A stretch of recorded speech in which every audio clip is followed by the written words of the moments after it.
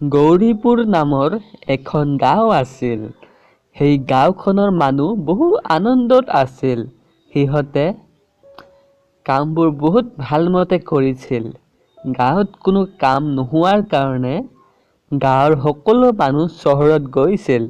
চহৰত যাবলৈ তেওঁলোকৰ ওচৰত মাত্ৰ এখনহে বাছ আছিল, ৰামলালৰ বাছ।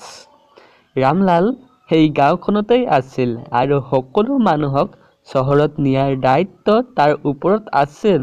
তাৰ এখন বাছ আছিল। সেই বাছখন বহুত ধুনীয়া আছিল। ৰামলাল সকলো মানুহক ৰাতিপুৱা লৈ গৈছিল চহৰত আৰু ৰাতিৰ সময়ত লৈ আহিছিল। সি সকলো মানুহৰ পৰা 5 টকা লৈছিল ভাড়া।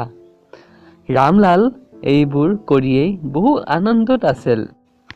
এদিন সকলো মানুহক গাঁওখনত নমোৱাৰ পিছত সি ঘৰত আহিছিল আৰু সি ভাবিছিল, যদি মই এনেদৰে সকলোৰে পৰা 5 টকা ভাড়া লৈ থাকোঁ তেন্তে মই ইমান জল্দি ধনী হ'ব নোৱাৰিম।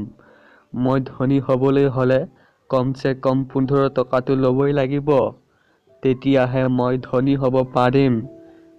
সি লোভীয়া হ'বলৈ ধৰিছিল। বেলেগ দিনা সকলো মানুহক কৈছিল, এতিয়াৰ পৰা মোক ভাড়া 15 টকা দিব লাগিব। সকলোৱে 15 টকা দিব লাগিব।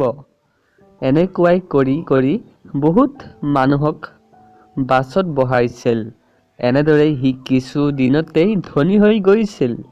ৰামলাল বহুত আনন্দিত হৈ গৈছিল আৰু সি নিজৰ বাছখনৰ নাম যাদুৰ বাছ ৰখাইছিল। কিন্তু 4-5 দিনৰ পিছত ৰামলালৰ বাছখন এক্সিডেণ্ট হৈ গৈছিল। কিয়নো সি বাছখনত বহুত মানুহক বহাইছিল। সেই বাছখনে ইমান লোড ল'ব পৰা নাছিল। সেইকাৰণে বাছখন বেয়া হৈ গৈছিল।